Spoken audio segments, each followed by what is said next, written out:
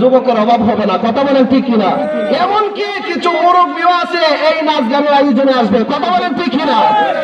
লাখো লাখো শুকরিয়া খুদা তোমারই দরগায়, মানুষ কুলে মুসলিম বানাইছো আমায়। লাখো লাখো শুকরিয়া খুদা তোমারই দরগায়, মানুষ কুলে মুসলিম বানাইছো আমায়। যদি পয়দা করিতে মুরে কাফের বি ধর্মের গরে,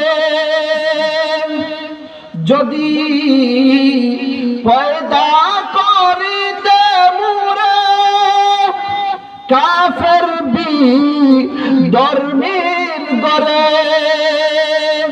তোমায় বলে তাকিতাম ওই দেবতা পূজায়, তোমায় বলে তাকিতাম ওই মূর্তির পূজায়। লাখো লাখো শুকরিয়া খুদা তোমারই দরগায়, মানুষ কুলে মুসলিম বানাইছো আমায়। আল্লাহ তো মেহেরবান, আমাদেরকে মুসলমান বানাইছে। সবচাইতে বড় মেহেরবানি, সবচাইতে বড় দয়া তো আল্লাহ এখানেই আমাদেরকে দেখাইছে। কথা বলেন ঠিক কিনা?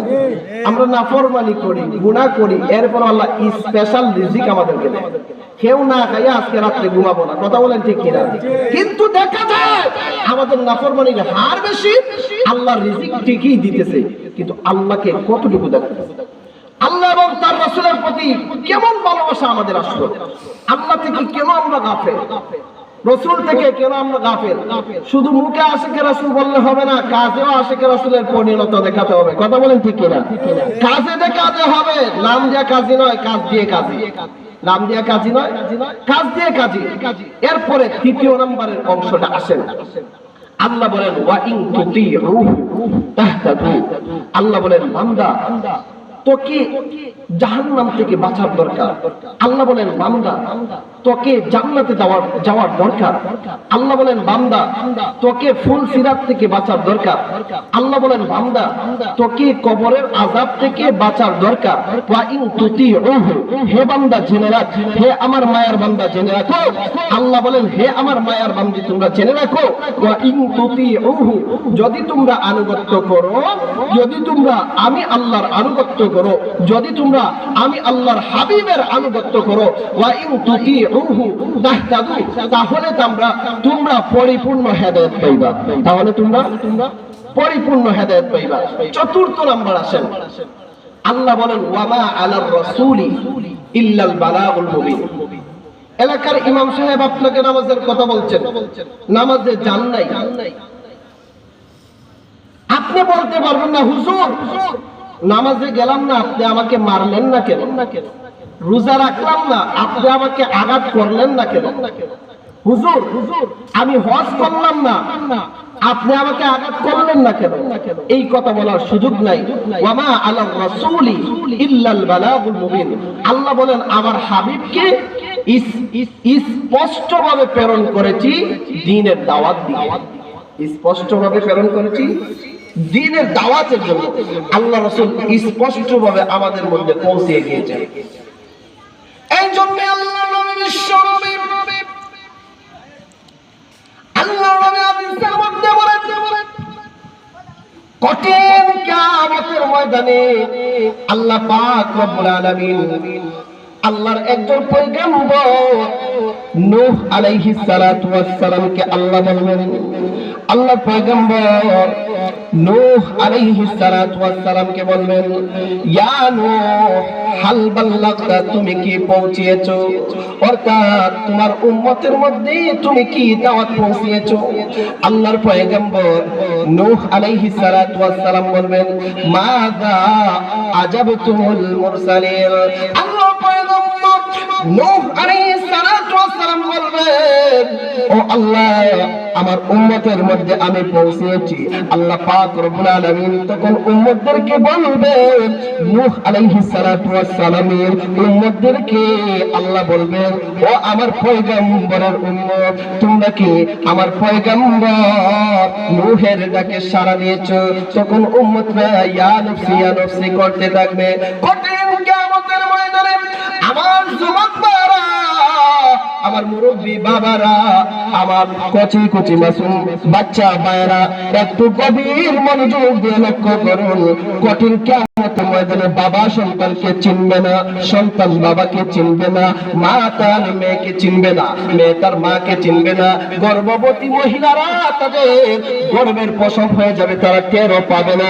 ইয়াউমা তারাউনাহা তাযহালু কুল্লু মুরদিআতিন আম্মা আরদাআত ওয়া তাদউ কুল্লু যাতি হামলিন হামলাহা ওয়া তারান নাসা সুকারা ওয়া মা হুম বিসুকারা ওয়ালাকিন্না আযাবাল্লাহি শাদীদ। কঠিন কিয়ামতের ময়দানে সবাইকে পাগলের মতো দেখা যাবে, আসলে কিন্তু তো তারা পাগল নয়। পাগলের মতো কেন হবে? দেখেন দুনিয়ার জমিনে আমরা নামাজের মধ্যে যাই না, আমরা রোজা রাখি না, যাদের উপরে হজ করা অর্পিত হয়েছে তারা হজ করে না, যাদের উপরে যাকাত দেওয়া অর্পিত হয়েছে তারা যাকাত আদায় করে না। এই জন্য আমরা কঠিন কিয়ামতের ময়দানে হাহাকার করতে হবে।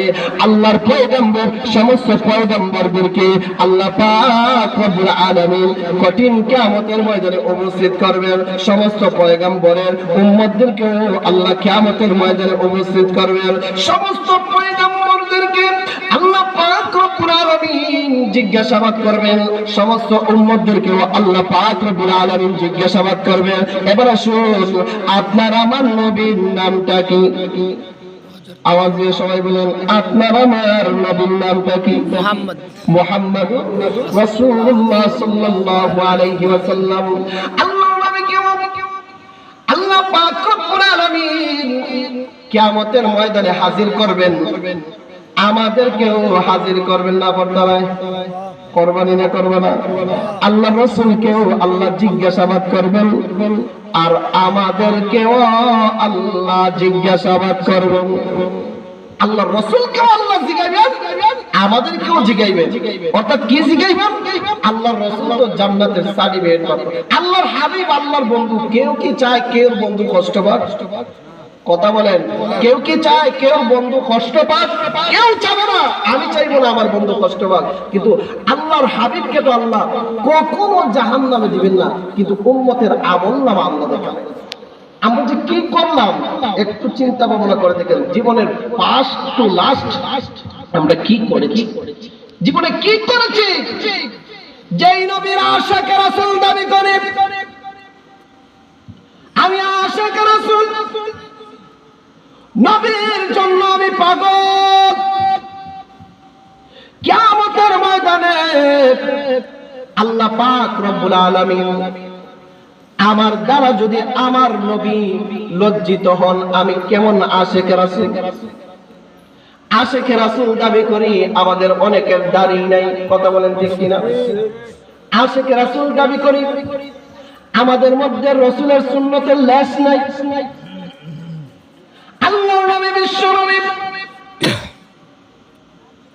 জীবনের ফার্স্ট টু লাস্ট ইসলামের জন্যই আল্লাহ প্রেরণ করেছেন।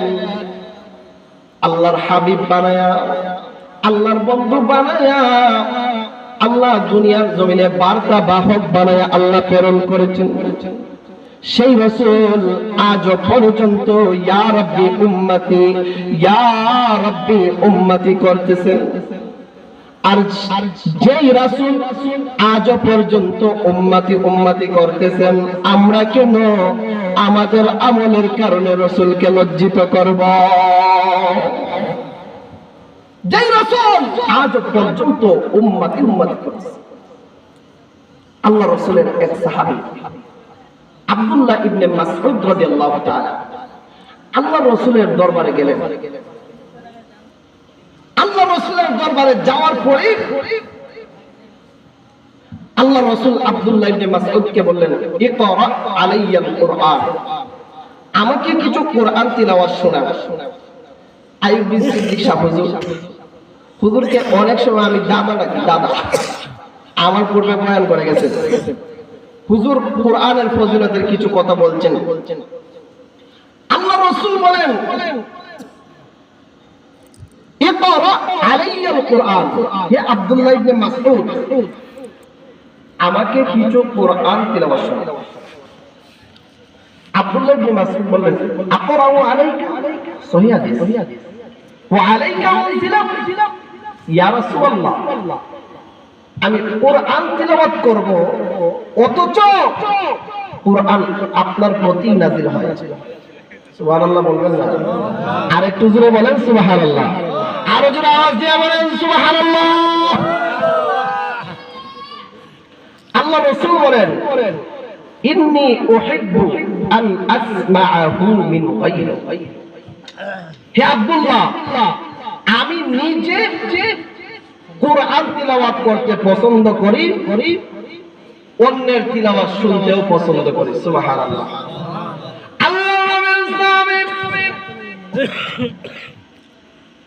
আব্দুল্লাহ ইবনে মাসউদ রাদিয়াল্লাহু তাআলা আনহু, আল্লাহর নবীর সাহাবী। আল কোরআনুল কারীমে একটা সূরা রয়েছে, এই সূরার নাম হলো সূরা নিসা। সূরার নাম কি? সূরা নিসা। আল্লাহর নবীর সাহাবী আব্দুল্লাহ ইবনে মাসউদ রাদিয়াল্লাহু তাআলা আনহু